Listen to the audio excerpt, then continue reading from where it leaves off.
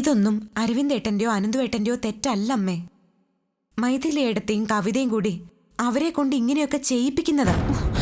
അഴകത്തെ ആണുങ്ങള് ഭാര്യമാരുടെ വരുതിക്ക് നിൽക്കാറില്ല.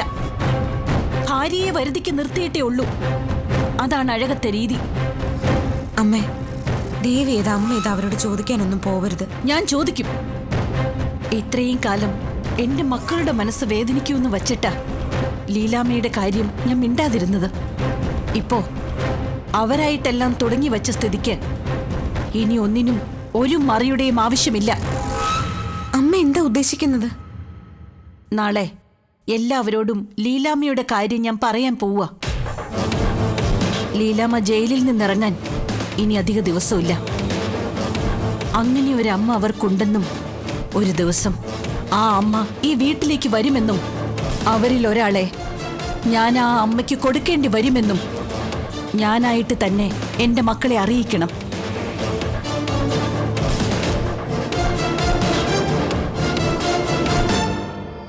നാളെ ഞാനത് ചെയ്യാൻ പോവാ. രാവിലെ എല്ലാവരും ഇവിടെ തന്നെ ഉണ്ടാവണമെന്ന് നീ അവരോടൊക്കെ ഒന്ന് പറഞ്ഞേക്കണം. അമ്മേ, അത് പറയുന്നതനുസരിച്ചാൽ മതി. കൊടുത്ത വാക്കും എടുക്കുന്ന തീരുമാനങ്ങളും ഈ അഴകത്തെ സുമംഗല മാറ്റാറില്ല.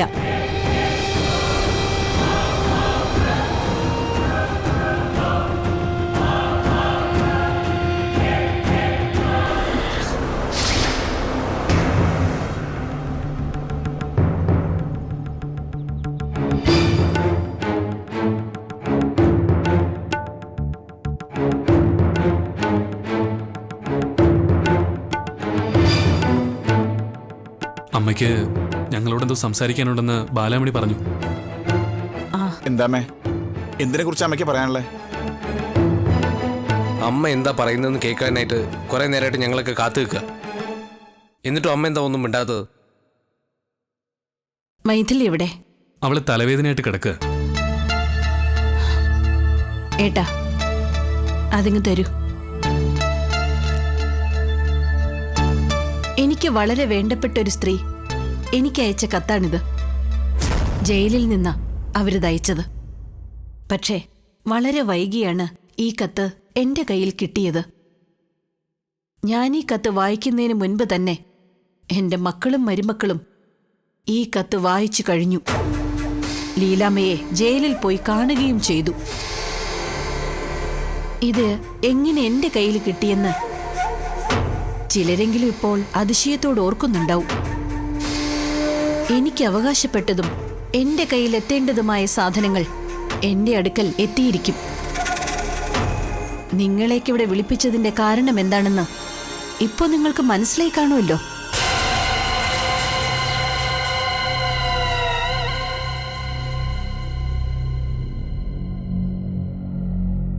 ലീലാമ്മയുടെ കത്തിലെ വാചകങ്ങൾ മുഴുവനും സത്യമാണ്. വേദനയോടെയാണെങ്കിലും എനിക്ക് ആ സത്യം അംഗീകരിച്ചേ പറ്റൂ. അമ്മ നിങ്ങളിൽ നിന്ന് ഇത്രയും കാലം മറച്ചു വച്ചിരുന്ന സത്യമാണത്. 3 പേരിൽ ഒരാളെ എനിക്ക് വിട്ടുകൊടുക്കേണ്ടി വരും.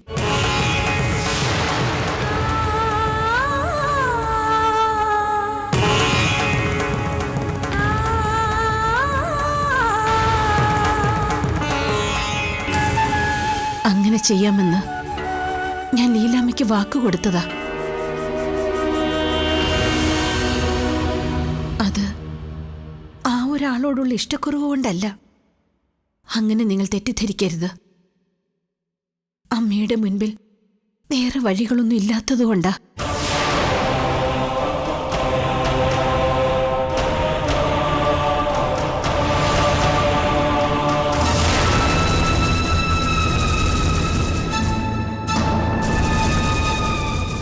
അവർക്കും വിവാഹപ്രായമായ അവരുടെ മകൾക്കും താങ്ങും തണലുമായി മറ്റാരുമില്ല.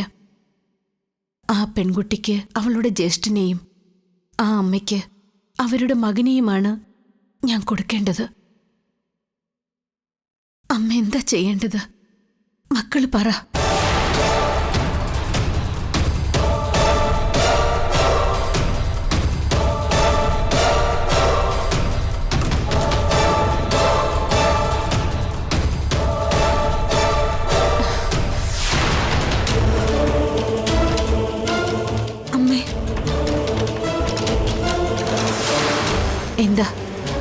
നിങ്ങളാരും ഒന്നും മിണ്ടാതെ നിൽക്കുന്നത്? അമ്മ സങ്കടപ്പെട്ടപ്പോഴൊക്കെ താങ്ങും തണലുമായി നിന്ന എന്റെ മക്കളോടാ ഞാൻ ചോദിക്കുന്നത്. ഈ പ്രതിസന്ധിയിൽ നിന്ന് നിങ്ങൾ നിങ്ങളുടെ അമ്മയെ എങ്ങനെ രക്ഷിക്കാൻ പോകുന്നത്? ഉത്തരം പറ. എന്താ, ആർക്കും ഒന്നും പറയാനില്ലേ?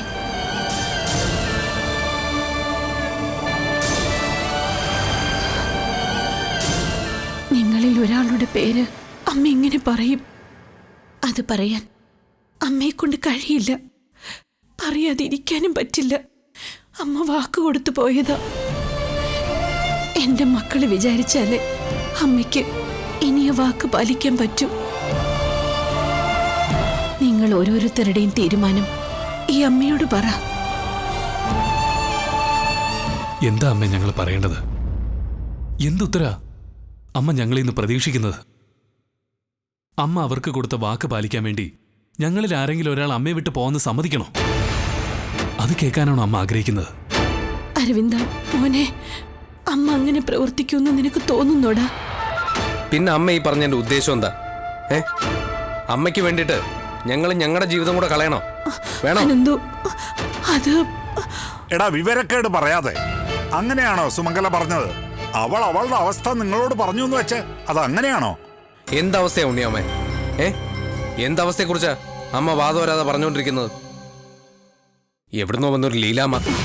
എനിക്കറിയാം അത് സത്യമാണെന്ന്. നിങ്ങളെ സംബന്ധിച്ച് എവിടുന്നോ വന്നൊരു സ്ത്രീയല്ല ലീലാമ്മ. എനിക്ക് തന്ന ബഹുമാനവും സ്നേഹവും അവർക്കും കൊടുക്കണം. കാരണം വേണ്ട, ആ കാരണം എനിക്കും എന്റെ അനിയന്മാർക്കും കേൾക്കണ്ട. ഇവര് രണ്ടുപേരും എന്റെ അനിയന്മാരാ. ഞങ്ങൾക്ക് ഓർമ്മ വച്ച കാലം മുതൽ ഞങ്ങൾ അമ്മയെന്ന് വിളിച്ചു വരുന്നത് അഴകത്ത് സുമംഗലാദേവിയാ. ആ സ്ഥാനത്ത് മറ്റൊരാളെ കാണാൻ ഞങ്ങളെ കൊണ്ട് പറ്റത്തില്ല. ഞങ്ങളോട് ഇത്തിരിയെങ്കിലും സ്നേഹം ഉണ്ടെങ്കിൽ ആ ദത്തുപുത്രന്റെ പേര് അമ്മ ദേവി ഇത് പറയരുത്. നിങ്ങൾ രണ്ടുപേരും കൂടെ ചേർന്ന് അമ്മയോട് എന്തൊക്കെയാ വിളിച്ചു പറയുന്നു? നമ്മൾ മക്കളെല്ലാവരും കൂടെ ചേർന്ന് അമ്മയെ ഒറ്റപ്പെടുത്തേണ്ട സമയമല്ലേ ഇത്? അമ്മയുടെ കൂടെ നിൽക്കുക വേണ്ടത്.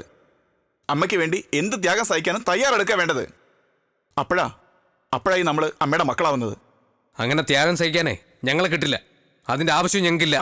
എനിക്കതിന്റെ ആവശ്യമുണ്ട്. എന്റെ അമ്മ കൊടുത്ത വാക്ക് തെറ്റാൻ പാടില്ല.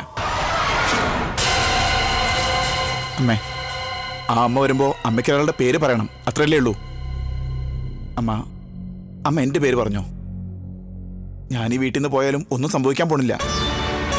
അഴകത്തമ്മയുടെ മകനല്ല ഞാനെന്നറിയുമ്പോൾ ഇമേജ് തകർന്നു പോകുന്ന ഒരു ഭാര്യ എൻ്റെ കൂടെ ഇല്ല. മറ്റു ബാധ്യതകളും ഇല്ല. അതുകൊണ്ട് ഞാൻ അവരുടെ കൂടെ പൊക്കോളാം. അങ്ങനെ നിന്നെ പോകാൻ ഞങ്ങൾ സമ്മതിക്കത്തില്ലല്ലോ. നമ്മൾ 3 പേരാ. എന്നും അങ്ങനെ തന്നെ ആയിരിക്കുകയും ചെയ്യും. അതിൽ നിന്ന് ഒരാൾ പോയാ നമ്മൾ 3 പേര് നഷ്ടപ്പെട്ടു എന്ന് കരുതണം. ഞാൻ പറഞ്ഞു വന്നത് ലീലാമ്മയുടെ മകനായി അവർക്കൊപ്പം പോകാനാണ് നിന്റെ തീരുമാനമെങ്കിൽ ആ നിമിഷം ഞാനും അനന്തവും അഴകത്ത് നിന്നിറങ്ങും. അതോടെ അമ്മയ്ക്ക് 3 മക്കളെ നഷ്ടപ്പെടും. നിർത്ത്. പരസ്പരം ഇങ്ങനെ പോരടിക്കാൻ നിങ്ങൾക്ക് യാതൊരു ലജ്ജയും തോന്നുന്നില്ലേ? ഇതിനായിരുന്നോ നിങ്ങൾ ഇത്രയും കാലവും ഞാൻ വളർത്തിയത്? മറ്റുള്ളവരുടെ വേദന മനസ്സിലാക്കാൻ കഴിയുന്നവരാ അഴകത്തുകാര്.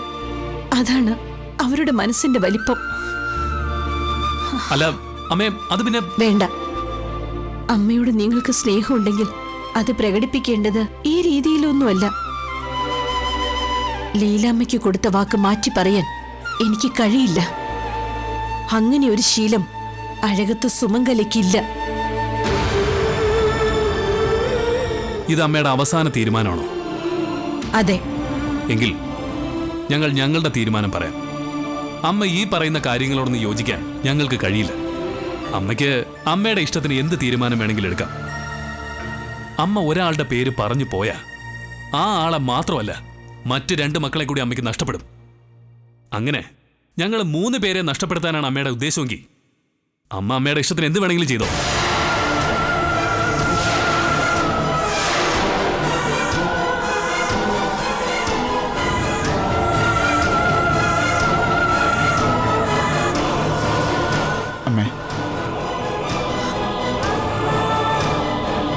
അമ്മേ, വല്യേട്ടനോടും അനന്തുവിനോടും ദേഷ്യവും തോന്നരുത്. അമ്മയോടുള്ള ഇഷ്ടം കൊണ്ട് തന്നെയാ അവരമ്മ എതിർത്ത് സംസാരിച്ചത്. അമ്മ വിഷമിക്കണ്ട. എങ്ങനെയെങ്കിലും എല്ലാം നമുക്ക് ശരിയാക്കി എടുക്കാം.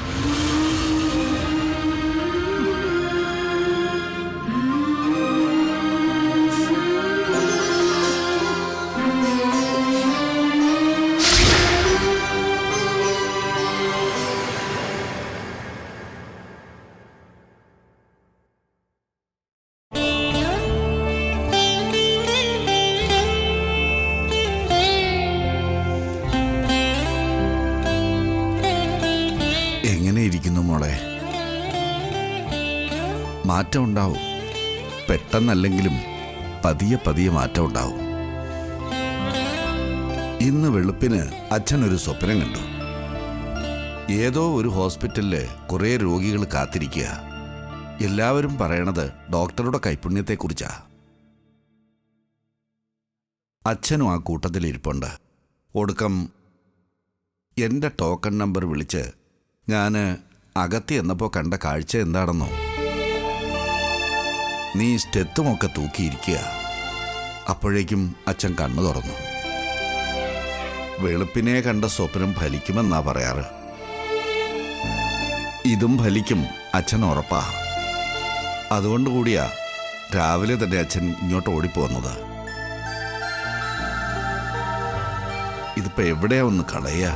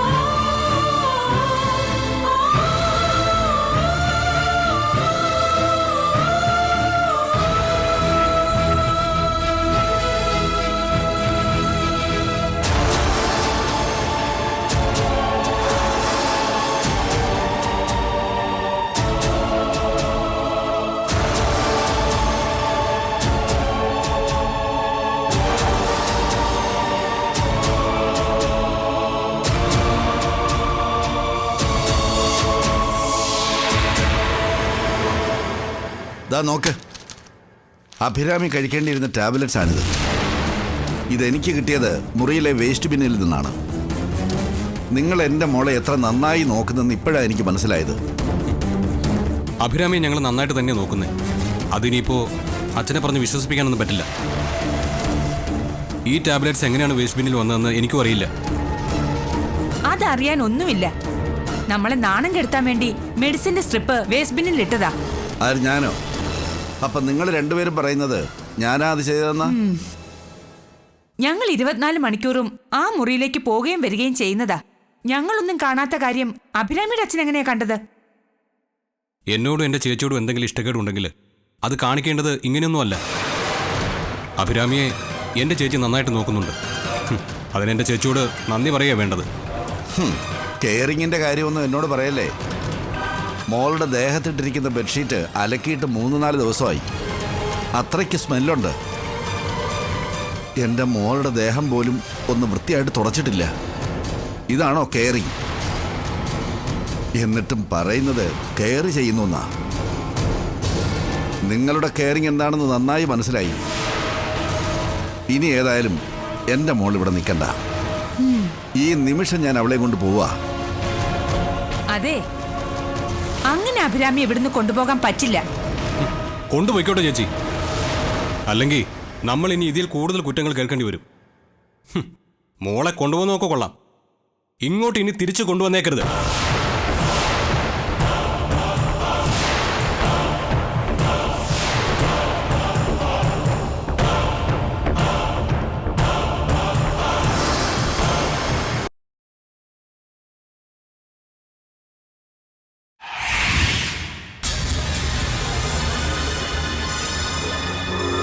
ഞാനായിട്ട് ഈ വീട്ടിൽ പ്രശ്നങ്ങൾ ഉണ്ടാക്കരുതെന്ന് മുൻകൂട്ടി കണ്ടിട്ടാ നീ എന്നെ ഓഫീസിൽ പിടിച്ചിരുത്തിയത്.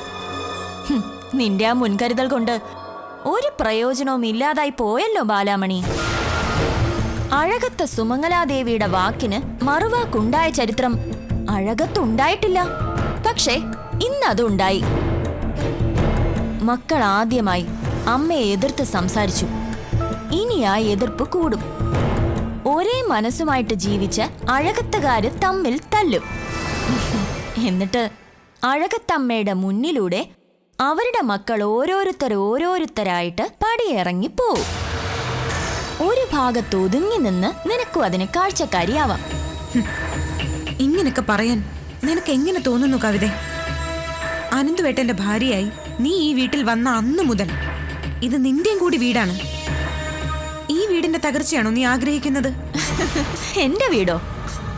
അഴകത്തുള്ളവരാരും എന്നെ ഈ വീട്ടിലെ അംഗമായിട്ട് കൂട്ടിയിട്ടില്ല, എന്റെ ഭർത്താവ് പോലും. പിന്നെ എനിക്ക് ഈ വീടിനോടോ വീട്ടുകാരോടോ യാതൊരു സെന്റിമെന്റ്സും ഇല്ല. ഈ തറവാട് നശിച്ച് നാറാണക്കല്ലായാൽ അതിലേറ്റവും കൂടുതൽ സന്തോഷിക്കുന്നത് ഈ കവിത തന്നെയായിരിക്കും.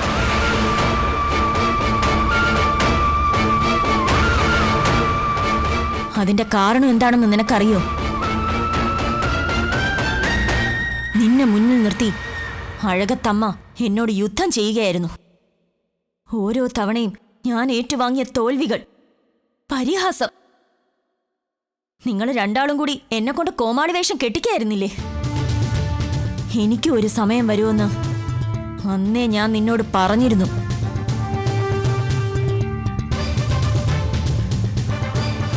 ഇനി വരാൻ പോകുന്നത് കവിതയുടെ കാലമാ.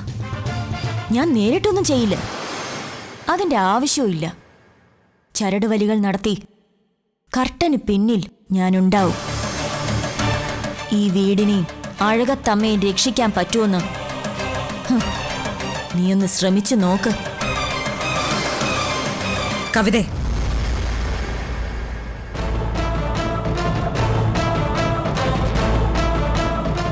ഭാഗ്യമോ ഈശ്വരാധീനമോ എൻ്റെ ഒപ്പം ഉണ്ടോയെന്ന് എനിക്ക് ഉറപ്പില്ല. പക്ഷേ മക്കളെ ജീവന് തുല്യം സ്നേഹിക്കുന്ന ഒരമ്മയുടെ പ്രാർത്ഥന എൻ്റെ കൂടെയുണ്ട്. ആ അമ്മയും മക്കളും കൂടി സ്വർഗം പോലെ ജീവിച്ച ഒരു വീടായത്.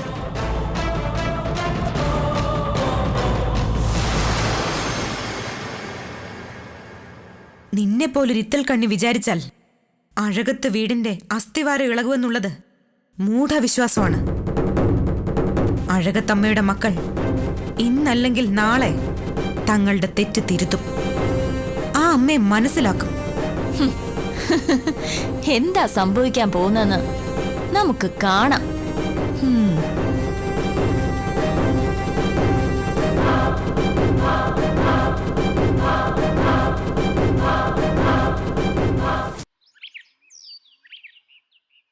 നീ തന്നെയാണോ അരവിന്ദ സുമംഗലയോട് ഈ രീതിയിൽ സംസാരിച്ചത്? അമ്മയെ എതിർത്ത് പറയാനുള്ള ധൈര്യം നിനക്ക് എവിടുന്നാ കിട്ടിയത്? എടാ, നിന്നോടാ ചോദിച്ചത്. ഉണ്ണിയാമ്മ എന്നോട് വെറുതെ ദേഷ്യപ്പെടണ്ട. ശരിയെന്ന് തോന്നുന്ന കാര്യങ്ങൾ ആരുടെ മുഖത്ത് നോക്കിയും പറയാനുള്ള ധൈര്യം ഉണ്ടാവണമെന്ന് അമ്മ തന്നെ എന്നെ പഠിപ്പിച്ചത്. ഞാൻ അത് മാത്രമേ ചെയ്തിട്ടുള്ളൂ. നിന്റെ തീരുമാനം 100% ശരിയാണെന്ന് നിനക്ക് ഉറപ്പുണ്ടോ? ഉണ്ണിയമ്മേ, ഞങ്ങൾ ഈ വീട്ടിൽ സന്തോഷമായിട്ട് ജീവിക്കുന്നത് ഉണ്ണിയമ്മയ്ക്ക് ഇഷ്ടമല്ലേ? ലീലാമ്മയ്ക്ക് അവരുടെ മകനെ തിരിച്ചു കൊടുത്തേ പറ്റുള്ളൂ എന്ന് അമ്മ എന്തിനെങ്ങനെ വാശി പിടിക്കുന്നേ?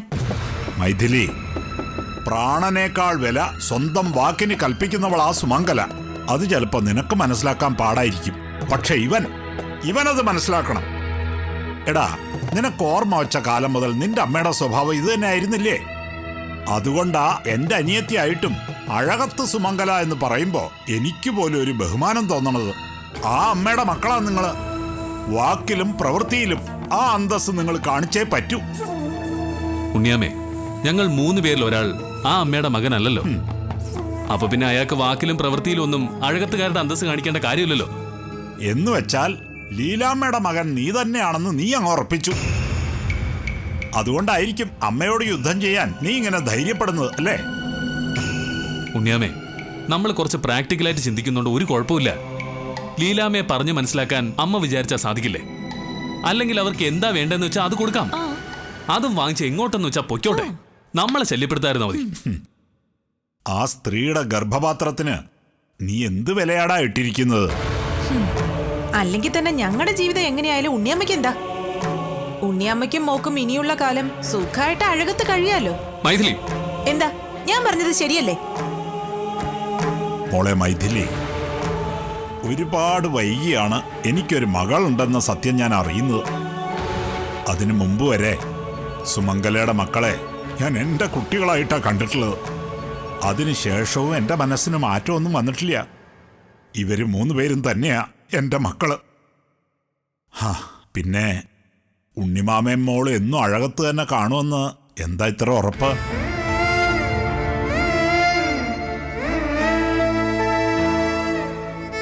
ഇറങ്ങിപ്പോകേണ്ട ഒരു സാഹചര്യം വന്നാൽ പോയല്ലേ പറ്റൂ. മോനെ അരവിന്ദ, സുമംഗല ഏറ്റവും കൂടുതൽ സ്നേഹിച്ചിട്ടുള്ളത് നിന്നെയാ. നീയായിട്ട് തന്നെ അവളെ വിഷമിപ്പിക്കരുത്. അമ്മായിയമ്മയെക്കുറിച്ച് ഒരു മരുമകൾക്ക് എന്തും പറയാം, പക്ഷെ അമ്മയെക്കുറിച്ച് ഒരു മകൻ അങ്ങനെ പറയാൻ പാടില്ല. ഉണ്ണിയമ്മേ,